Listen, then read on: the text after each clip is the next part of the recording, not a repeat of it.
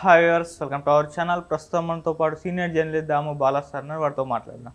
నమస్కారం సార్. నమస్తే సార్, కవిత గారికి మరి 5.5 months తర్వాత నిన్న బెయిల్ రావడం చూసాం సార్. అయితే ఇప్పుడు బెయిల్ రావడం పైన అటు బీజేపీ వాళ్ళ రియాక్షన్ ఏ విధంగా ఉంది అంటే ఇది కాంగ్రెస్ ఇచ్చిన బెయిల్ అని వాళ్ళు అంటున్నారు. కాంగ్రెస్ వాళ్ళ రియాక్షన్ ఏ విధంగా ఉంది అంటే ఇది బీజేపీతో బీఆర్ఎస్ కుమ్మక్కైంది, అందుకే బెయిల్ వచ్చిందని వాళ్ళు ఇలా వాళ్ళ ఒపీనియన్లు అయితే తెలియజేస్తూ వస్తున్నారు సార్. మరి మీరేం చెప్తారు సార్? మార్చి 15th ఆమె అరెస్ట్ అయింది. దాదాపు 163 రోజుల తర్వాత ఆమె రిలీజ్ అయింది. అందులో 153 రోజులు జైల్లో ఉన్నింది, 10 రోజులు కస్టడీలో ఉన్నింది, ఈడీ కస్టడీలో. సో బెయిల్ వచ్చిన తర్వాత కేటీఆర్ కూడా thank you Supreme Court, relieved justice prevailed అని ఆయన ట్వీట్ కూడా చేశాడు. దాని తర్వాత కవిత కూడా మీడియాతో మాట్లాడింది.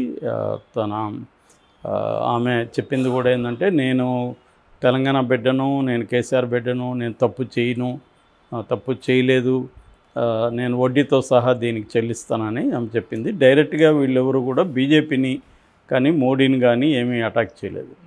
సో తర్వాత ఈ రాత్రి అక్కడే ఉన్నింది. ఆమె వచ్చిందే ఉద్వేగంగా తన కొడుకు ఆదిత్యను, భర్త అనిల్ను కౌగిలించుకొని కన్నీళ్ళు పెట్టుకునింది. తర్వాత కేసీఆర్తో ఫోన్లో మాట్లాడుతూ కూడా కన్నీళ్ళు పెట్టుకునింది. దాని తర్వాత నిన్న తెలంగాణ భవన్లో ఉన్నది. ఈరోజు 5 గంటలకి హైదరాబాద్ వస్తున్నారు. అయితే ఇప్పుడు కవిత బెయిల్ వస్తుందనేది చాలామంది ఎక్స్పెక్ట్ చేసిందే, మనం కూడా నిన్న చెప్పుకున్నాము. ఎందుకంటే ఆల్రెడీ కేటీఆర్ ఒక 25 మంది ఎమ్మెల్యేలు తీసుకొని ఢిల్లీ వెళ్ళాడంటేనే క్లియర్గా బెయిల్ వస్తుందని కేటీఆర్కి కూడా ఐడియా ఉంది. సో ఈ అట్మాస్ఫియర్లో ఇప్పుడు బెయిల్ ఎందుకు వచ్చింది, బెయిల్ కవితకి అనేది పెద్ద చర్చనీయాంశం అయింది. ఇటు బీజేపీ ఏమో కాంగ్రెస్ వల్లే కవితకు బెయిల్ వచ్చింది అని ఒక విచిత్రమైన వాదన తీసుకొచ్చింది. వాళ్ళు చెప్తున్న దాని ప్రకారం కాంగ్రెస్కి సంబంధించిన అభిషేక్ మను సింఘ్వి ఆయన వాదించారో, ఆయన రాజ్యసభ సభ్యత్వానికి కేసీఆర్ హెల్ప్ చేశాడు. ఎందుకంటే కేసీఆర్ విప్పు జారీ చేయకుండా వదిలేయడం వల్ల ఓటింగ్ ఆయనకు పడింది, ఆయన గెలిచాడు. సో ఆయన కవిత తరపున అక్కడ ఆర్గ్యూ చేశాడు, ఆయన హెల్ప్ చేశాడు ఈ కేసులో అని వాళ్ళు బీజేపీ వాళ్ళు చెప్తున్నారు. నిన్న బండి సంజయ్ కూడా సెటైరికల్గా కంగ్రాచులేషన్స్ కాంగ్రెస్ అండ్ బీఆర్ఎస్ అన్నట్టుగా ఇచ్చాడు. ఇంకా వాళ్ళ అఫీషియల్ స్టేట్మెంట్ వాళ్ళు ఇచ్చిన ఇదేంటంటే, బీఆర్ఎస్ కాంగ్రెస్ మెర్జ్ అయిపోతున్నాయి, కొత్తగా పీసీసీ అధ్యక్షుడు రాగానే ఫస్ట్ జరిగే ప్రక్రియ అదే అని వాళ్ళు ఇచ్చారు. సో దీంట్లో పెద్ద పస కనబడలేదు. ఎందుకంటే ప్రభుత్వం కాంగ్రెస్ది కాదు, ఆయన అడ్వకేటు ఎవరు అభిషేక్ మను సింఘ్వి, ఆయన జగన్కి వాదించాడు, చంద్రబాబుకు అవసరమైతే వాదిస్తాడు, ఎవరికైనా వాదిస్తాడు. ఆయన డబ్బులు ఇస్తే ఆయన వాదిస్తాడు, సుప్రీంకోర్టు అడ్వకేటు. సో ఆయన వాదించినంత మాత్రాన్ని బెయిల్ వచ్చేది కదా. సో అట్లా అనుకుంటే ఎప్పటి నుంచో వాదిస్తున్నాడు ఆయన, మరి బెయిల్ ఎందుకు రాలేదు? యాక్చువల్గా ఈమె తరపున నిన్న వాదించిందేమో ముకుల్ రోహత్గి, ఆయన కూడా వెరీ పాపులర్ అడ్వకేట్. సో వీళ్ళందరూ ఏంటంటే సెలబ్రిటీస్ల కేసులు చేస్తారు. వీళ్ళు గంటకి ₹1 కోటి వరకు తీసుకునే బ్యాచ్ కాబట్టి వీళ్ళు మాత్రమే అఫోర్డ్ చేయగలరు. సో కాబట్టి బీజేపీ ఆర్గ్యుమెంట్లో పస కనబట్ల. ఇట్లా కాంగ్రెస్ ఆర్గ్యుమెంటు ఆల్రెడీ రేవంత్ రెడ్డి ఢిల్లీలో దాని ఏమంటారు చిట్ చాట్ విత్ మీడియాతో ఆయన చెప్పాడు, కవితకి త్వరలో బెయిల్ రాబోతుంది, కేసీఆర్ గవర్నర్ వస్తుంది, కేటీఆర్ కేంద్ర మంత్రి వస్తుంది, హరీష్ రావుకి తెలంగాణ అసెంబ్లీలో ప్రతిపక్ష నాయకుడు హోదా ఇస్తారు అని. ఇప్పుడు ఆయన చెప్పినట్టయితే బెయిల్ అయితే వచ్చింది, మిగతా విషయాలు ఇంకా జరగలేదు. సో బీఆర్ఎస్ బీజేపీలకి మెర్జ్ అయిపోతుందని కూడా మనకి ప్రముఖ ఛానల్ కూడా దాన్ని ప్రచారం చేసింది మన ఆయన. దాని తర్వాత వీళ్ళు కాంగ్రెస్ వాళ్ళు ఎప్పటి నుంచో చెప్తున్నారు, కానీ ఇప్పటి వరకు అయితే అఫీషియల్గా ఏ రకమైన సిగ్నల్స్ అయితే లేవు. సో దాంట్లో కొంత బిలీవబిలిటీ అయితే ఉంది, అంటే పాజిబిలిటీ ఉంది. బిలీవబిలిటీ కంటే కూడా పాజిబిలిటీ ఉంది. ఎందుకు అక్కడ బీజేపీ అధికారంలో ఉంది కాబట్టి వాళ్ళ కంట్రోల్లో ఈ ఇన్వెస్టిగేటివ్ ఏజెన్సీలు ఉంటాయి కాబట్టి ఇన్వెస్టిగేటివ్ ఏజెన్సీలు గట్టిగా అపోజ్ చేయకపోతే కోర్టుల్లో బెయిల్ వచ్చే అవకాశం ఉంది. సో ఆ యాంగిల్లో తీసుకున్నప్పుడు బెయిల్ రావడానికి పరోక్షంగా ఇన్వెస్టిగేటివ్ ఏజెన్సీలు కారణం కావచ్చు. కానీ ఏదేమైనా ఇది పొలిటికల్ కారణాల వల్లే బెయిల్ వచ్చిందంటే సుప్రీంకోర్టుని మనం తక్కువ అంచనా వేయడం కావచ్చు, లేకపోతే సుప్రీంకోర్టుకు దురుద్దేశాలు ఆరోపించడం కూడా అవుతుంది. సుప్రీంకోర్టు ఈ ముఖ్యంగా justice BR Gavai, justice KV Viswanathan బెంచి ఈమెకు బెయిల్ ఇచ్చింది. బెయిల్ ఇవ్వడానికి వాళ్ళ కారణాలు కూడా నిన్న చెప్పారు. ప్రధానంగా ఏంటంటే ఆమె 5.5 నెలల జైల్లో ఉండడం, తర్వాత సిబిఐ ఫైనల్ ఛార్జ్ షీట్ వేసేసింది, ఈడీ కూడా ఇన్వెస్టిగేషన్ కంప్లీట్ చేశానని చెప్పింది. సో ఇన్వెస్టిగేషన్ కంప్లీట్ అయిపోయి ఫైనల్ ఛార్జ్ షీట్ వేసిన తర్వాత ఆమె జైల్లో ఉండాల్సిన అవసరం ఏంటి? ట్రయల్ అనేది ఎప్పుడో జరుగుతుంది, అది లాంగ్ ప్రాసెస్, అంతవరకు ఆమెను జైల్లో ఉంచలేం. జైలు అనేది పనిష్మెంట్ కాకూడదు. బెయిల్ రాకముందు ఇన్వెస్టిగేషన్ జరుగుతున్నప్పుడు జైలు అనేది వ్యక్తికి పనిష్మెంట్ కాకూడదని సుప్రీంకోర్టు క్లియర్గా చెప్పింది.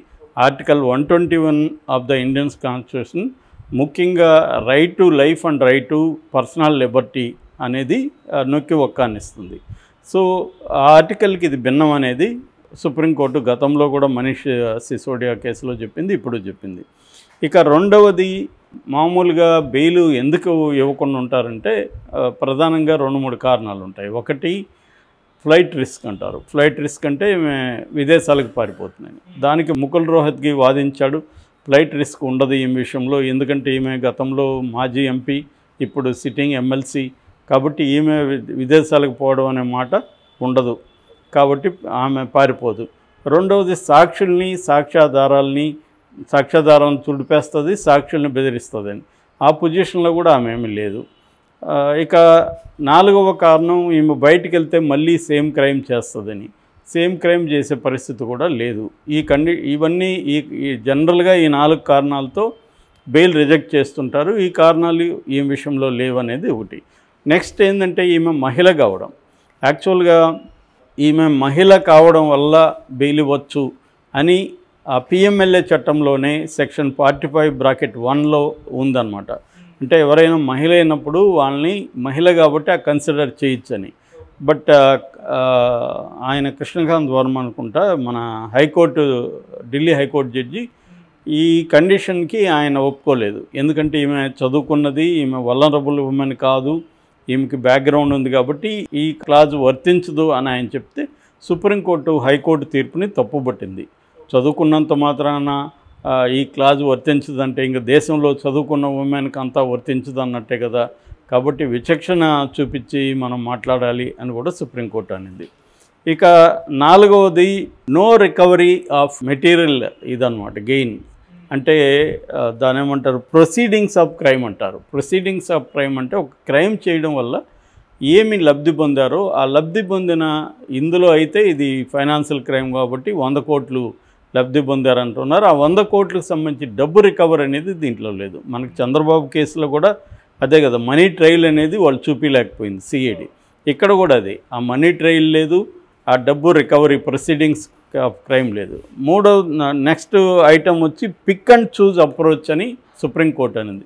పిక్ అండ్ చూజ్ అప్రోచ్ అంటే ఎవరో అప్రూవల్గా మారిన వాళ్ళని బేస్ చేసుకొని ఈమె మీద కేసు పెట్టారు తప్ప ఈమెకి సంబంధించి, ఈమె ఇన్వాల్వ్మెంట్కి సంబంధించి మెటీరియల్ డాక్యుమెంటల్ ఎవిడెన్స్ లేదు అనేది కూడా సుప్రీంకోర్టు భావించింది. సో తర్వాత దీంట్లో పక్షపాత ధోరణి కూడా ఈడీ, సిబిఐ చూపిస్తుంది. కొంతమందికి ఏమో అప్రూవర్గా మారితే బెయిల్ వస్తున్నాయి, కొంతమందికి బెయిల్ అపోజ్ చేస్తున్నారు అనేది కూడా సుప్రీంకోర్టు అనింది. సో ఈడీ, సిబిఐ మాత్రం గట్టిగానే వ్యతిరేకించాయి, ఈమెకి బెయిల్ ఇవ్వద్దని గట్టిగా వ్యతిరేకించాయి. ఈమె తరపున, మన ఈడీ సిబిఐ తరపున మాట్లాడిన ఎస్వి రాజు, ఆయన గట్టిగానే ఆర్గ్యూ చేశాడు. ఈమె ఫోన్లన్నీ మెసేజ్లు అన్నీ డిలీట్ చేసేసింది, ఫార్మేట్ చేసేసింది అన్నప్పుడు సుప్రీంకోర్టు జడ్జిలు ఏం చెప్పారంటే, మేము కూడా డిలీట్ చేస్తాం మెసేజ్లు, ఫోన్లలో పెరిగిపోతాయి కాబట్టి అందరూ చేస్తారు, అది క్రైమ్ ఎలా అవుతుంది అనేది వాళ్ళు కన్విన్స్ కాల. అంటే ఇక్కడ మనం గుర్తుపెట్టుకోవాల్సిన ఏమంటే, ఈమె నిర్దోషనే ఏమి సుప్రీంకోర్టు చెప్పలేదు, ఓన్లీ బెయిల్ ఇవ్వచ్చా లేదా అనేది మాత్రమే చర్చ జరిగింది. బెయిల్ ఇవ్వద్దనే దానికి వాళ్ళు చెప్పిన కారణాలు, ఎవరు ఈడీ, సిబిఐ చెప్పిన కారణాలతో సుప్రీంకోర్టు ఏకీభవించలేదు. రెండోది, ఈమె 5.5 నెలలుగా జైల్లో ఉండడం, మామూలుగానే 60 రోజుల్లో లేదా 90 రోజుల లోపల ఫైనల్ ఛార్జ్ షీట్ వేయాలి, వేయకపోతే డిఫాల్ట్ బెయిల్కి కూడా అర్హురాలు, ఎవరైనా అర్హులు అనమాట.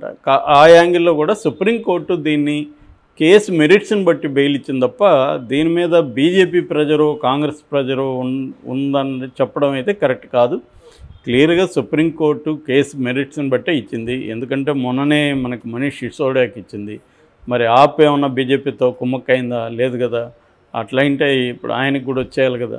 కాబట్టి క్లియర్గా దీన్ని మనం సుప్రీంకోర్టుని ధిక్కరించినట్టు అవుతుంది. పొలిటికల్ ప్రెజర్తో కవితకు బెయిల్ వచ్చిందంటే ఖచ్చితంగా సుప్రీంకోర్టు కేసు మెరిట్స్ని బట్టి ఇచ్చినట్టుగానే మనకి అర్థమవుతుంది. Okay sir, thank you so much.